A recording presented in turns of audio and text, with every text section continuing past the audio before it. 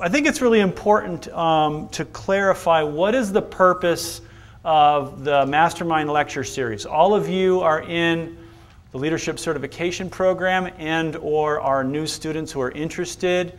And so if you're here tonight, this counts, of course, for your Step 6, your training hour.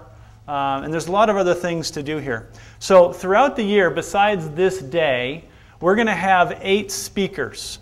And because the Leadership Center focuses on personal leadership, interpersonal leadership, team leadership, organizational leadership, and then civic and community leadership, kind of the 5 core areas, we're going to do it so that you've got 2 speakers in each category, but we're squishing the interpersonal and the team together a little bit this year. So you're going to have 2 speakers on personal skills, 2 on interpersonal/team, 2 in the organizational dimension, and 2 in the civic and community engagement. Now, how many of you have gotten with a little USB and you have all of your templates and everything electronic? Most of you have jumped in there. If you don't have one, come get one. Because for those of you who have been in the program for a while, when somebody gets ready to finish with leadership certification, they'll often come in and print out their application. They'll print out their 360. They'll bring in their journal of reflection. They'll bring in the seminar hour summaries and all that stuff in a big binder. We're trying to set it up so that you can do everything in the program electronically. You can fill out the templates, save them as Microsoft Word, put them in a file, and show us that throughout the year. So this is a time where if you've got a lecturer that's coming in, next month is going to be Franklin Covey, that you'll either have a template that you start filling out, what are the core principles of the speaker, how would I apply what I've learned, what's my plan for application. You fill that out, that's equal to 1 seminar hour, or you do it on your laptop, okay? So that being said, I wanted to walk you through some of the speakers we have. All have been confirmed except one. Annie Oswald, she is fantastic. How many of you met Annie before? She's been here, talked about some things in the past, so it's been a while. Well, she's talking about on a new topic. Normally she speaks on time management. She is the worldwide book distributor for Franklin Covey. She works directly with Stephen and others, and she speaks on a variety of topics. She's going to talk about personal change. Dr. Carey Patterson, we're really lucky to have Carey come in. He's a New York Times best-selling author, Crucial Conversations, Crucial Confrontations, influencer, and he's got a new book coming out on personal mastery and personal change, and I've asked him to speak on that. And then for the 3rd month, we are going to have either Stephen M.R. Covey talking about the speed of trust, which is an interpersonal skill and a major one. His book has been selling gangbusters around the world. Or it's going to be a staff person. He's not sure if he's going to be in the country, out of the country, so we'll have somebody from Covey Link coming for that. The 4th time we're going to have Patty Johnson. Patty Johnson is the one of the institutional advancement person for Globus Relief, and she's going to talk about etiquette and professionalism. A little different than what Jeff Kahn did. Bonner Ritchie, how many of you know Bonner? Some of you are taking Bonner's class in our room right now. Bonner is one of the more famous people in organizational development and theory in the world. He was at the Marriott School for years and years and years, and now he's sort of our scholar in residence here at UVU. We're really lucky to have Bonner. He is one of the major theorists on organizational development, and right now his class just has 6 or 7 in it, and to be able to go 6 or 7 on one with a guy like Bonner is a real treat. So Bonner is going to talk about organizational leadership and how to think about leadership through the organization. And then I've got a close friend of mine, Travis Anderson. He and I did a trek to Kilimanjaro back in 2005. His expertise is on how to build an effective teams and how do you work as teams more effectively in terms of decision making and carrying the ball of a team, etc. And then number 7 is a guy by the name of Tennyson Wolfe. He works as a colleague with Meg Wheatley, who's a very famous author. Meg's been in here before. And he's going to talk about building organic teams to cause civic and community change. So we're going to start talking about how do you get involved in your community, what does it look like to get people together and go solve problems in your community. And then our last one is to be determined. We were looking for the director of the Hinckley Institute up at the University of Utah, but he's got a conflict. But we're going to look for somebody to talk about leadership through the lens of politics and power and networking and things like that. So those are the mastermind speakers that we'll have. They're going to be fantastic. Every one of these is going to be recorded. So now, after they're done, we'll get a video. They'll go on our YouTube link, and the website will have all of these current links and past links. So if you want to go into our archives, you can use those as workshop and seminar hours. Okay? Any questions on those? That make sense? Okay.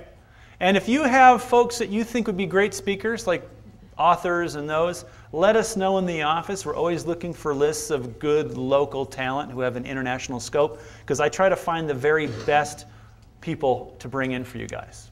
Okay, administrative updates, other mastermind purposes, and I think this is important to clarify. This is a place to meet and connect with your teammates and your team leader. All of you are either in a PLP suite or you are Cal students that have a team leader. My goal is that every month, every team leader with his or her team, this is the one time a month you come together, kind of connect, network, hang out together, see a speaker, but also just kind of get caught up if you haven't seen each other in a while. Okay? It's a great time to network. Most of you are involved in really interesting projects all around the campus, whether it's student government or whether it's doing a CEL grant or a campus rep position. Some of you may be doing outside internships. And so for you to be able to network and kind of link around with what other people are doing, that's the purpose of this. It's a forum for recruiting and discovering project opportunities. Nicole brought that up. If you are initiating a project or you're in the middle of a project and you would like to tap into this group, and I get calls just about every week from outside organizations that say, I've got an internship available or I've got a special project, I want to tap the Cal students first. I will have them come in and do a 30 or a 1-minute commercial up here before the speaker gets on. And at the end of that, if you guys, any of you are interested in that project, then these tables are here for you to put out your materials and say, I'll be at a table at the end of the speaker to answer questions and recruit. So if you want to recruit, this time is yours to recruit from your colleagues and then to use these tables to get their information, all that kind of stuff. Okay? Other administration. Our website, we've been spending the summer getting that up and ready to go. We're still missing some links and we're still putting a little bit more content on there, but our goal is that the website gives you everything you need to be part of the Cal. We've got the university calendar on the front. We've got our Cal calendar on the front. Any social events we're going to have will be on there. Masterminds will be on there. And then anytime there's something on campus that we think might be a useful resource, like the executive lecture series in the business school or the ethics lecture series that goes on every month, we'll make sure you know that. Oftentimes, the U.S. senators will come. We have Rusty Butler in the international group that brings in dignitaries, prime ministers, and other political people. We'll make sure you know who those are, and if you're interested in using those as a lecture series, you can find those on the calendar. Okay, another thing we're going to do, we have what's called a Cal Matrix. We've talked about the Journal of Self-Reflection. That's something you kind of do 1 page a month, right? Well, we've produced what's called a Cal Matrix, which includes all the core competencies of leadership certification. It's broken into the 5 dimensions we've talked about. There's about 150 questions that ask you questions about leadership, and it's actually something where you can identify, where did I learn a particular idea about leadership? Where did I practice the idea, and what were the results of my practice? It's a way of really structuring your leadership experience while you're here. It's a tool that we're planning on possibly implementing for everybody in the next couple of years, but right now it's really more of an experimental tool. And so what we did last year, and we haven't given out the scholarships yet, but we had kind of a competition. For those of you who want to take sort of the Cal Matrix challenge, we give you the spreadsheet, walk you through the questions. They're very simple questions, Questions like, when have you applied goal setting? Talk about your time management skills. What is a personal mission? Talk about a time when you've been able to develop good interpersonal communication skills. It's about 145 questions like that. It covers the gamut of what you're going to be learning in the classes and the lecture series. And you fill those things out. And we did a competition last year where the best matrix got a $500 scholarship, and the second and third got $250 scholarships for the following year. So anybody that wants to use the spreadsheet this year as a kind of a structured tool for reflecting, we're going to do an orientation at our office September 10th at 2 p.m. So those of you who want to do it then, we'll hand out the matrix. I'll walk you through it, walk you through the question, make sure you understand it, and sort of send you on your way. You can always ask us about that. So September 10th, 2 p.m. Executive excellence. One last couple things here. We have access to 20 years of leadership articles. And for those of you who are looking for, hey, MasterMind, I had orientation week, I have all these training hours and workshop hours that I'm using for step 6. We also have, as you know, a really large library of books. And so you can take out those books, and of course for every book you read, it's 5 hours of training. So you can do 2 books per level. So you can knock out certification pretty fast by reading books or reading articles. We're going to give you a username and password. It's going to be the same for everybody, and you can go on to this large database of articles, and let's say that your focus this semester is developing good time management skills or communication or whatever that is. You can look up articles by topic, and they'll pull them all up via PDF, and you can just drag and drop them into your hard drive and read those articles and count 5 articles for 1 hour of training. And that's when we get you into your training mission and you're sort of learning on your own the specific things you want to learn. So we tried to get the username and password. They weren't able to generate that today. We will probably post that on the website for a period of time over the next 2 weeks so the whole world doesn't get it. But it's specifically for you for the year. Does that make sense? We good? Okay. All right. Enough administration. To me, the MasterMind series is a really kind of a fun time to learn and grow.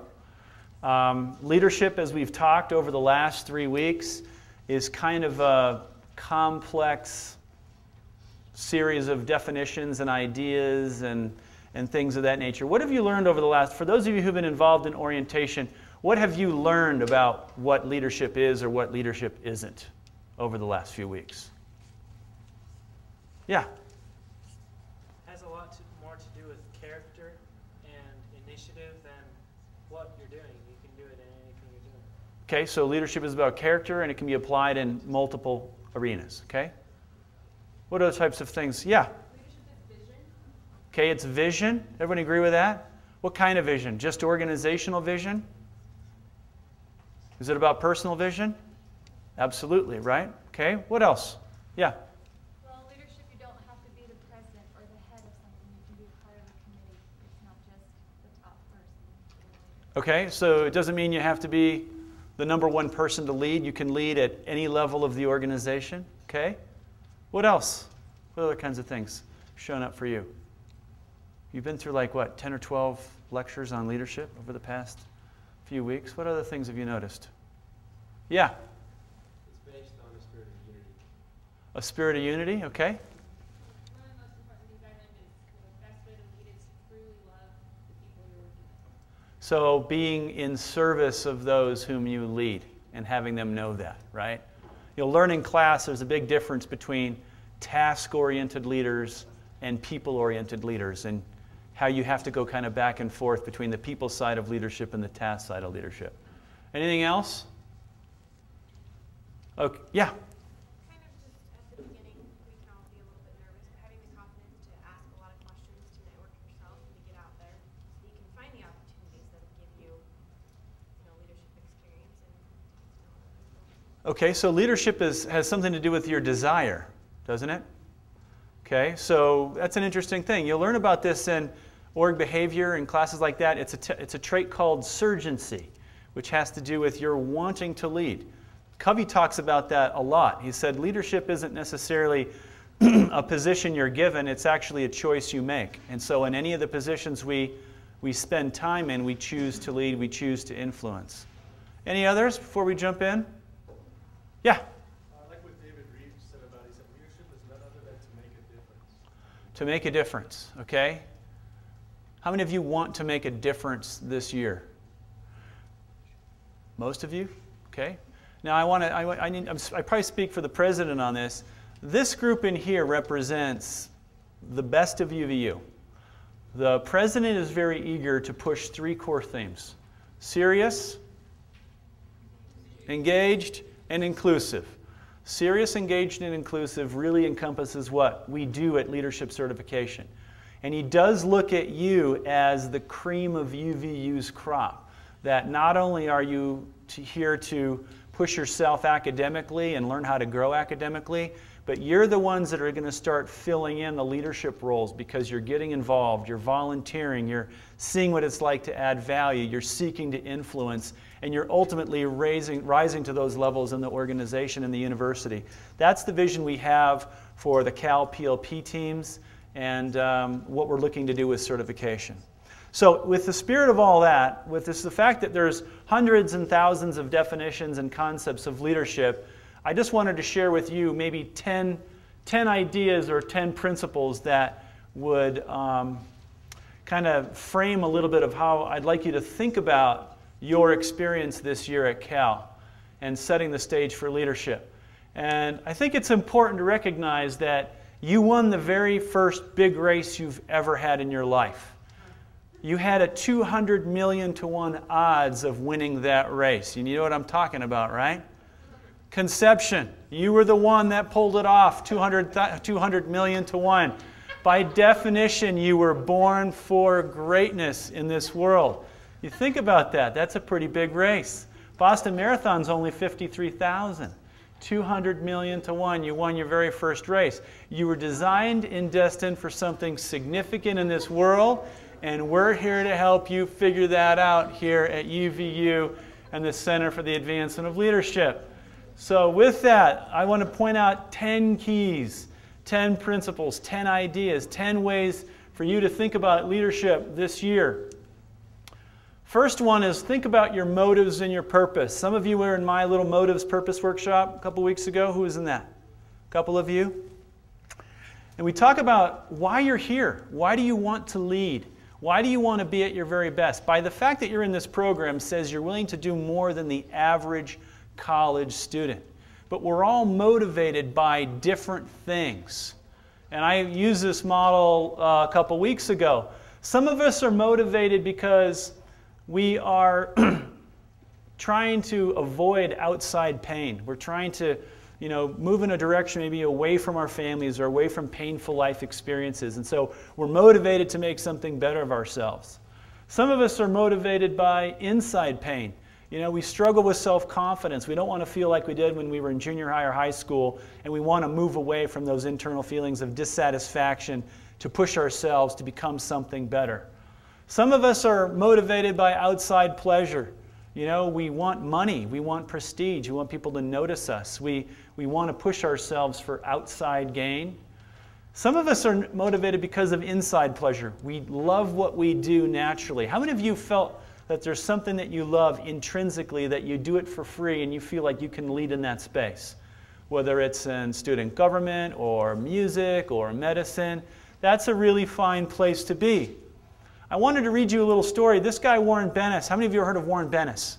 He's one of the more famous leadership authors in the world. And Warren Bennis, I'm just reading an article on Warren. And here's a guy who went to MIT and Cambridge and did all this great stuff. And he talks about his early days in leadership. And this is about 3 paragraphs long. And I want to showcase that even guys that are as famous and well-written and well-read as this guy, what motivated him to become a leader? And he says, "Looking back, I realized that inglorious factors drove my career. An aching desire to make something of myself. The peculiar blessing of a tendency to doubt my worth. Simple hard work. Those proverbial 10,000 hours of practice and my own share of good fortune, which I would not cast to the wind. My raw motivation came from a resolve to avoid the fate of my father, who spent much of his life trapped in numbing jobs. I was 7 when he lost his last real job as a shipping clerk. Then came his desperate attempts to support our family, laboring as a process server, loading illegal booze for the New Jersey mob, opening and then shutting unsuccessful malt shops, and toiling for his nephew in the dust-filled attic workshops. Whatever our motivations, each of us responds to the roles our life offers us. Ambushing good fortune, we hope, whenever it presents itself. My first notable position was as an officer in the U.S. Army in 1944. I was surprised by what life offered an awkward teen such as myself the chance to serve as a second lieutenant fighting in the Battle of the Bulge at the tender age of 19.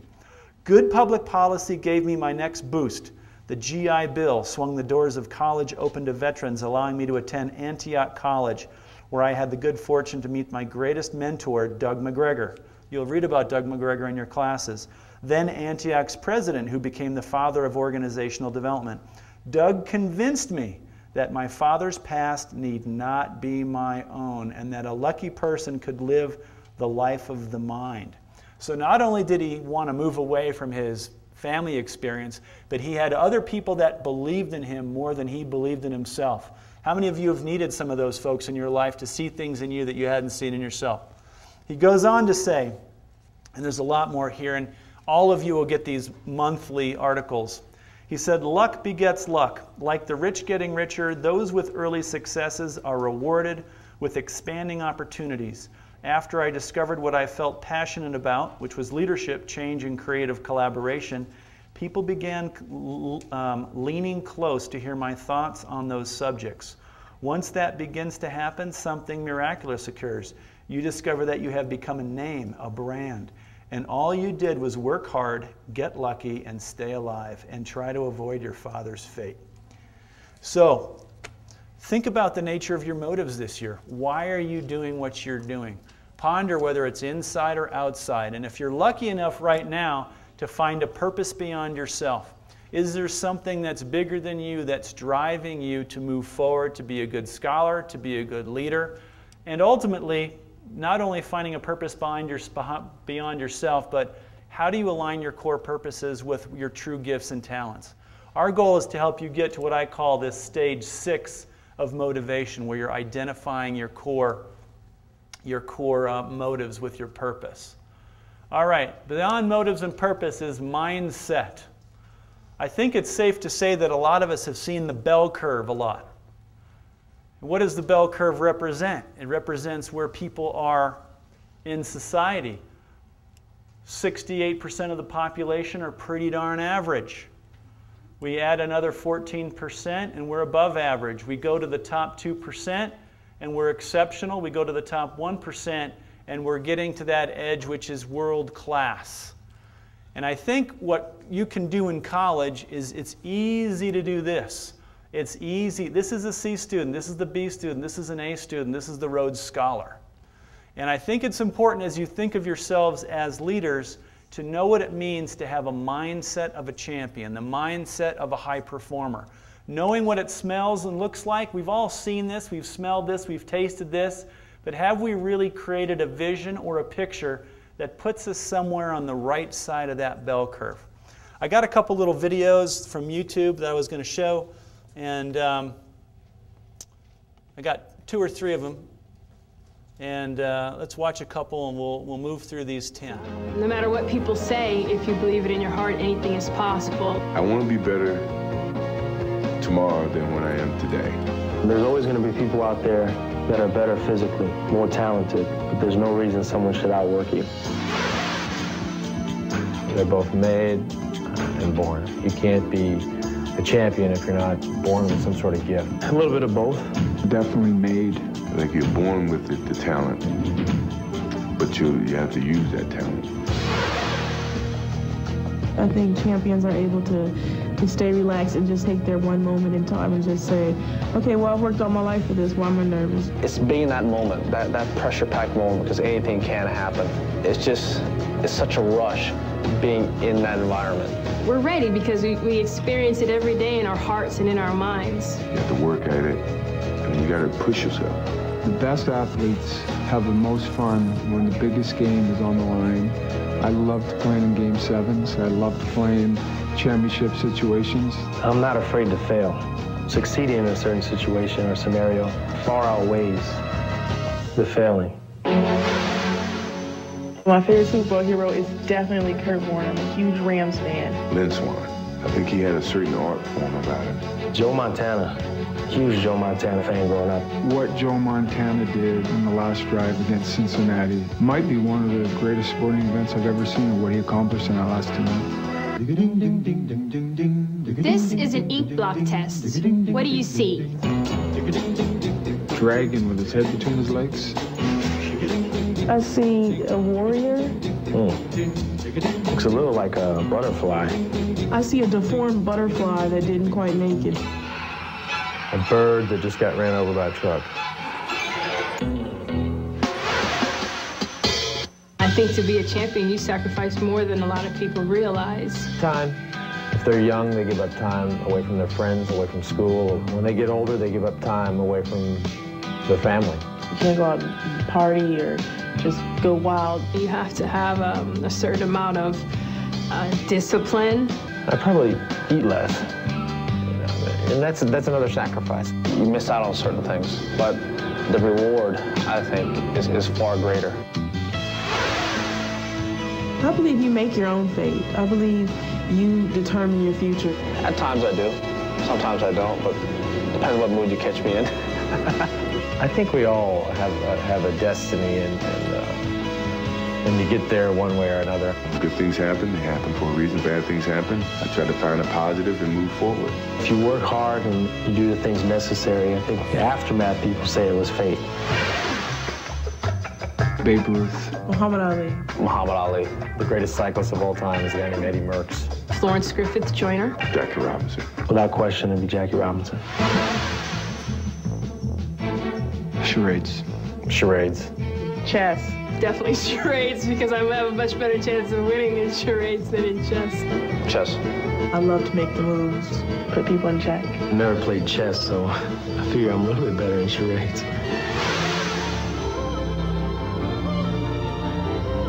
I would definitely choose to live another 10 years. I'm happy with what I did in the game of hockey, but I would definitely love to stay another 10 years to see my kids grow up. Being remembered for an extra 100 years.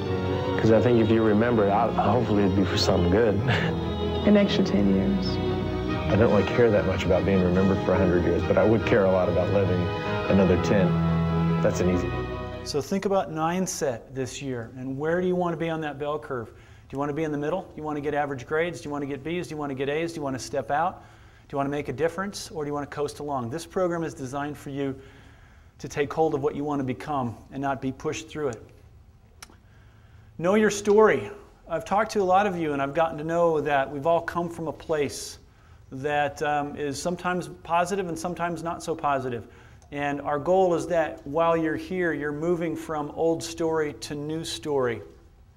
Warren Bennis talks about his transformation, moving from that scared kid who was moving away from his father's fate to what it was like to become a brand, to become a guy that really truly had his own fate in mind. And so he developed his story as he went.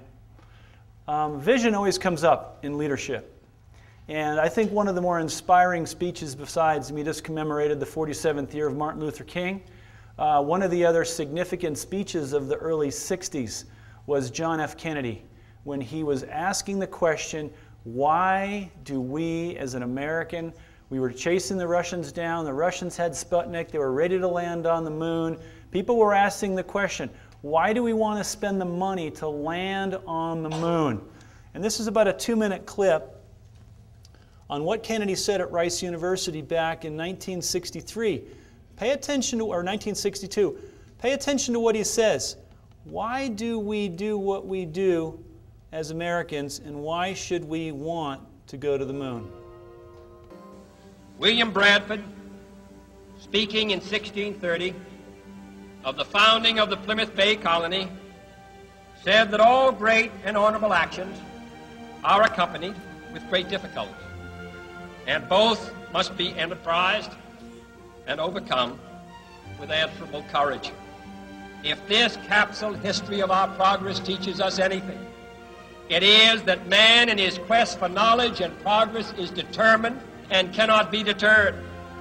The exploration of space will go ahead. Whether we join in it or not, we mean to be a part of it. We mean to lead it. For the eyes of the world now look into space, to the moon, and to the planets beyond. Our leadership in science and industry, our hopes for peace and security, our obligations to ourselves as well as others, all require us to make this effort, to solve these mysteries, to solve them for the good of all men. There is no strife, no prejudice, no national conflict in outer space as yet. Its hazards are hostile to us all. Its conquest deserves the best of all mankind. We choose to go to the moon. We choose to go to the moon.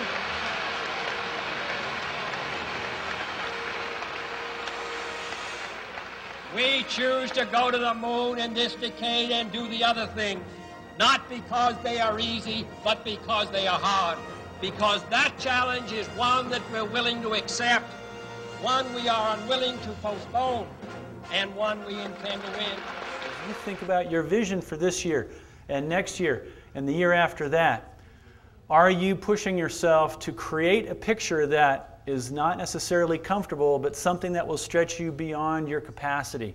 And constantly refining and revising that vision is going to be one of the most important things you do as a leader.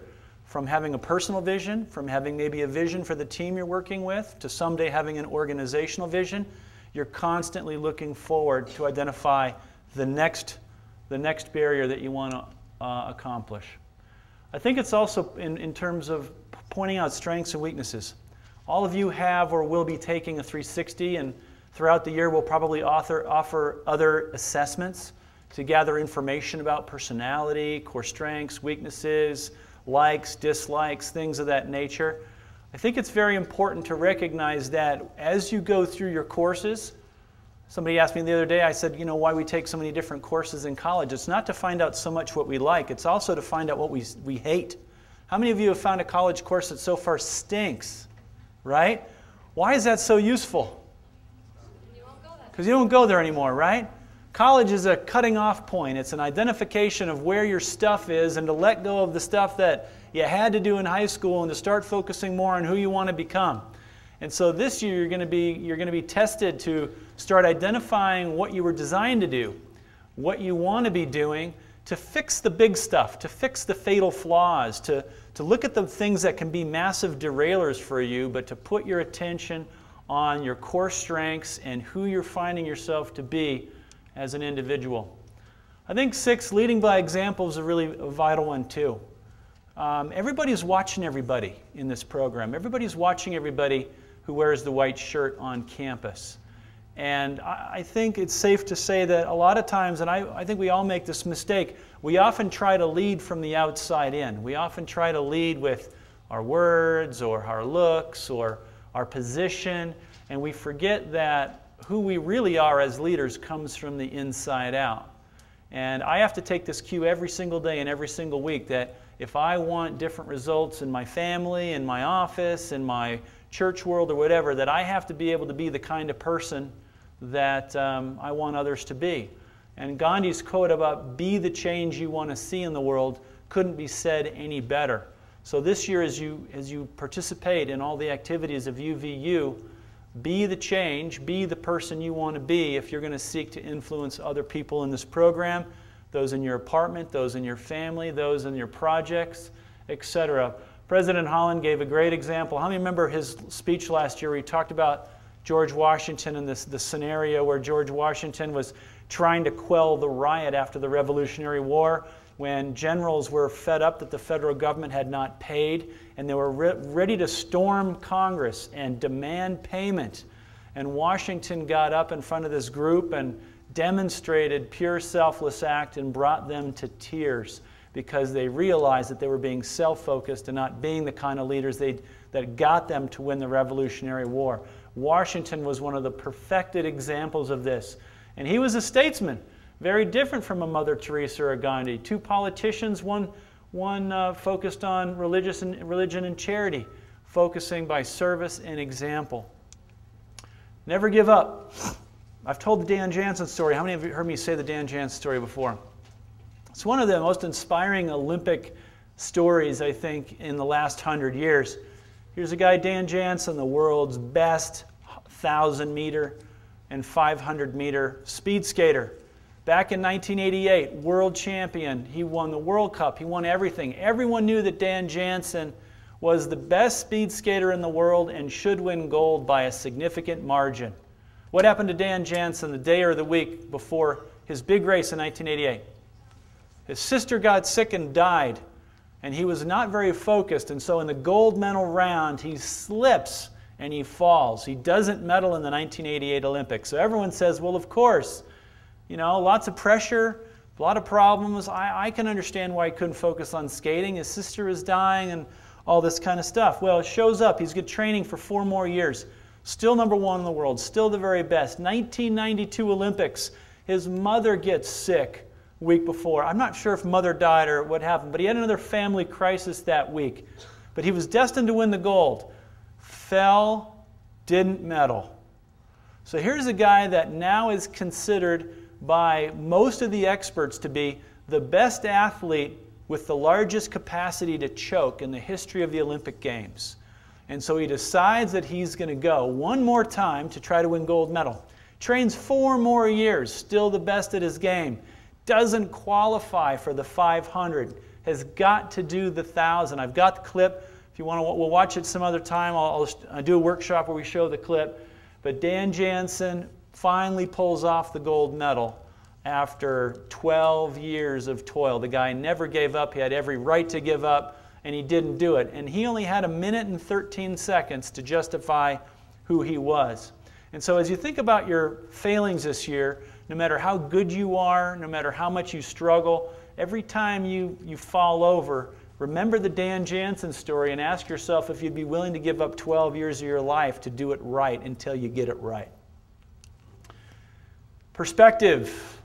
Perspective is a really important skill set. For those of you who are going to take my 2450 class, the Principles of Personal Excellence, we spend a whole day just on perspective. So this year it's going to be, I can look at the statistics of this audience. Some of you are going to have major personal trials. Some of you are going to have academic trials. Some of you are going to have family issues. Some of you are going to have whatever. You can see the statistics. It's fascinating. I went to my 20th, last time I went to my 20th high school reunion. And I thought to myself, you know, you hear about these statistics, and I wonder who the statistics landed on in my class. And there was the kid who became famous with, you know, acting next to Denzel Washington in all these movies. There's the kid that, you know, made his millions. There's the kid that was supposed to be the scientist that flunked out. There's the kid who got ran over by the car, the kid who got cancer. And it's interesting to watch how statistics land on people. And in your college career, and I see this a lot, you know, things get stressful. You lose boyfriends, you lose girlfriends, you think it's the end of the world, your heart gets broken, and you start losing perspective, whether it's long-term versus short-term, or humor versus non-humor, or some philosophical perspective. And so this year, learn how to find new perspectives. One of my closest friends and mentors, been a mentor of mine since I was 15 years old, and he tells a story, and it's one of the cases in my class, where he was a famous psychologist out of Berkeley and Stanford. And he wanted to go to Nepal his whole life. And he finally was going to go to Nepal to do research in Nepal. And he was going with the buddy, and they'd finished the bulk of their research, and they only had a 3-day window to take the plane to Lukla and get to base camp so they could start hiking. And every day the weather got worse and worse and worse. And they only had another 24-hour window to actually make this trip. And he started to get really, really nervous about this. And he started talking about how depressed he was getting because he wasn't sure he'd ever get a chance to go to base camp. And sure enough, the night before, the weather got bad, and there was a bus. There was one bus that could take him to this town called Geary, which would allow him to start for base camp.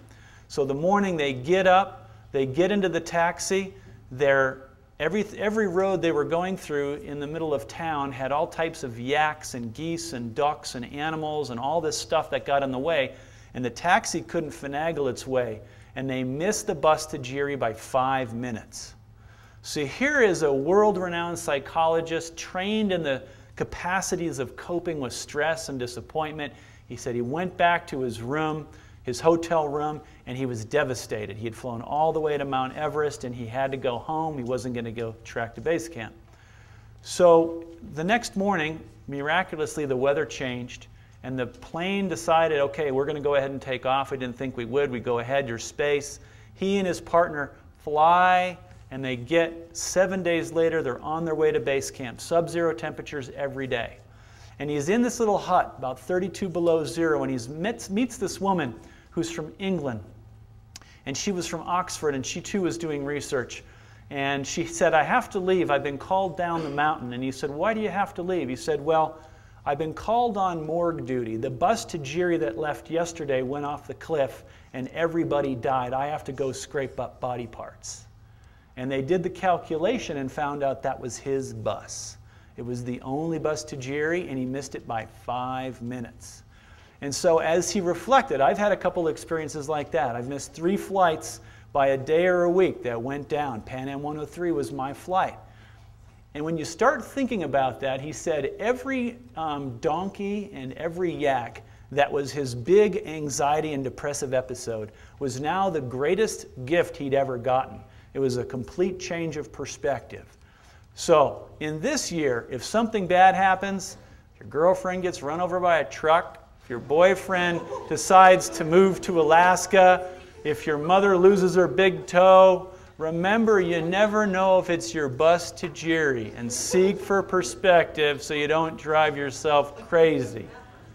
Okay, ongoing learning and development. As leaders, do you ever stop the process of learning? Of course not. The saddest thing I think I've ever heard at a college commencement is a student that says, gosh, I'm so glad I'm graduated, I'm never going to read another book in my life. Well, that may have been the quest 50 years ago, but today, to be influential, to get ahead, ongoing learning and development is the key. The reason why we talk about having a training mission, meaning a clear theme of personal development and leadership development each semester, is that you need to constantly be identifying those areas that you want to develop in yourself, set clear goals around those areas, change your behavior around those areas, reset those goals every semester. Your resident leaders are going to ask you every month, what is your training mission? How are you doing on your training mission? How are you measuring your progress? Those of you with team leaders are going to be asked the same thing. Know your training mission and know what you're doing. So master your training mission. Love of the process. Over the past 4 years, I've been lucky enough to be able to do Peru expeditions. We do a 12-day leadership expedition every year to Machu Picchu through the Inca Trail. And I do it with a very famous guy by the name of Jeff Evans. And Jeff Evans was responsible for getting the blind climber up Mount Everest. And we talk a lot about his Everest experiences when they're on the Inca Trail. And he said something very profound to me, you know, because when you go do Everest, especially when you're bringing a blind guy up Everest, it was a 60-day affair when you start at base camp and you go to base camp 1 and get through the Khumbu Ice Falls. Khumbu Ice Falls, just on base camp 1, is a series of gullies and cracks that shift every day by 6 to 8 feet. They're covered with small aluminum ladders, and sometimes those ladders only fit together like this and are held together by twine. Most of these cracks are thousands of feet deep, and you have to use crampons to walk across the ladder. If you fall, you're most likely not going to live. You got to go down the crack, and they rarely can pull you up. It's a tough thing. They had to go through the Khumbu Ice Falls. It takes 15 hours in 1 day to go through the ice falls with about 40 cracks they went over. They had to do that up and back for 7 days before they even got to base camp 2. 60 days later, through base camp 2, 3, 4, 5, 6, They finally got Eric to the top of Everest. They all had dysentery. They lost 50, 60 pounds. Several were kind of close to calling it along the way. And we talked about the nature of getting to the top of Everest. And Jeff said something very interesting, and there's a little chapter in his book about this. He said, you know, and we did some Kilimanjaro in 2005. We had a 21-day trip to Kilimanjaro. And it's a miserable experience getting to the top of Kilimanjaro. It's sub-zero temperatures, there's a lot of misery, a lot of air sickness, a lot of brain edemas, all that kind of stuff. But he said, you know, when you get to the top of Everest, there's really nothing going on up there. Everything you do is the process of getting to the top. So when you get to the top, you get about 5-10 minutes to kind of go, uh-huh, and then you start your way down, which is even more dangerous than getting up there. He said all of the great learning comes in the process of the suffering to get to the top of the mountain. So as often as we set goals and set for grand achievements, and you finally get your 4.0 average for a semester, or you finally do a good MCAT score, or you finally get a Goldman Sachs internship, it's the process that should keep you excited, not the outcome. The outcome can be a grand celebration, but the process is where you do the bulk of your learning. So learn to love the process this year. I think it's important to recognize that there's no magical formula for leadership. Every one of you has your own formula. It is up to you to identify what that formula is. Should everyone have vision?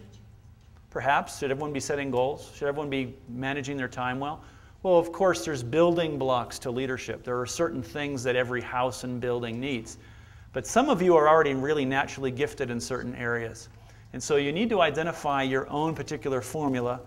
And for those of you, I think this is one of the great movies of the last 4 or 5 years, is the Kung Fu Panda.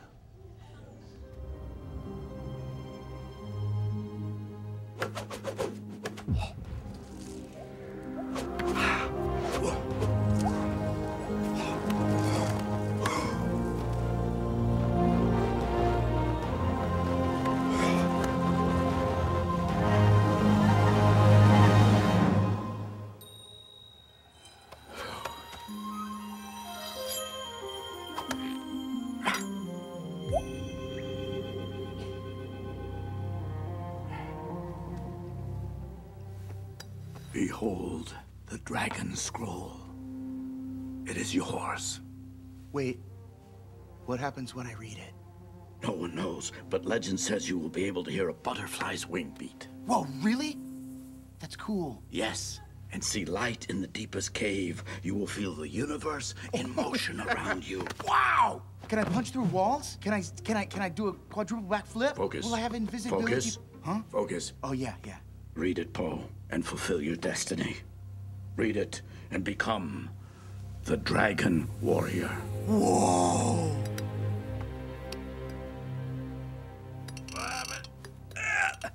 It's impossible to open. Okay, come on, baby. Come on now. Thank you. Probably loosened it up for you, though. Okay, here goes.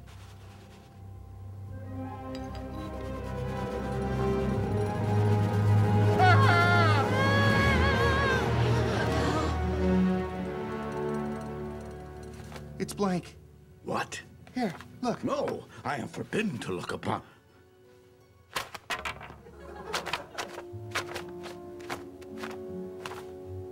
Blank. I don't understand. Okay. So, like, Oogway was just a crazy old turtle after all. No, Oogway was wiser than us all. Oh, come on. Face it, he picked me by accident. Of course I'm not the Dragon Warrior. Who am I kidding? But who will stop Tai Lung? He'll destroy everything and everyone. No. Evacuate the valley. You must protect the villagers from Tai Lung's rage.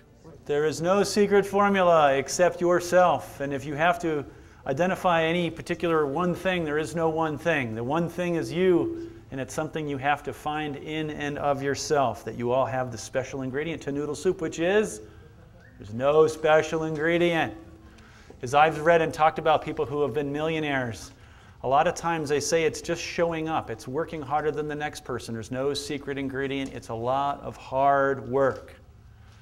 So, that being said, remember there is no magic formula. Anybody have a good Teddy Roosevelt impersonation voice?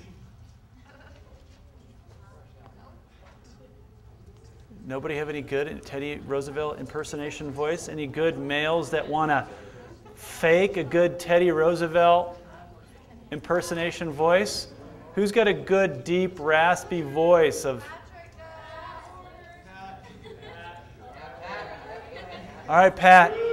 Now listen, this is probably my favorite quote. I think if there was a creed that I live by or seek to live by, it's embodied in the work of and the life of Teddy Roosevelt. I've just finished his biography, and he was one of the most remarkable, probably the most remarkable president we ever had from his personal experiences. And my favorite quote will end here. I'd like you to think about what this means for you as you think of yourself as a leader 2010-2011. So you want to read that? It is not the critic who counts, not the man who points out how strong the man stumbles, or where the doer of deeds could have done them better. The credit belongs to the man who actually is in the arena, whose face is marred by dust and sweat and blood. Who strives valiantly, who errs and comes short again and again. Because there is not effort without error and shortcomings, but who does actually strive to do the deed, who knows the great enthusiasm, the great devotion, who spends himself a worthy cause, who at the best knows in the end the triumph of high achievement, and who at the worst, if he fails, at least he fails while daring greatly, so that his place shall never be with those cold and timid souls who know neither victory nor defeat. Excellent job. Thank you, sir. So with that, I'm hopeful that these 10 thoughts that were just mine to throw out today will be something that you can ponder about the year. You've got lots ahead of you this year. Hopefully lots of fun mixed with lots of good academics, with lots of good leadership. I'm looking forward to getting to know everybody better. And thanks for coming tonight.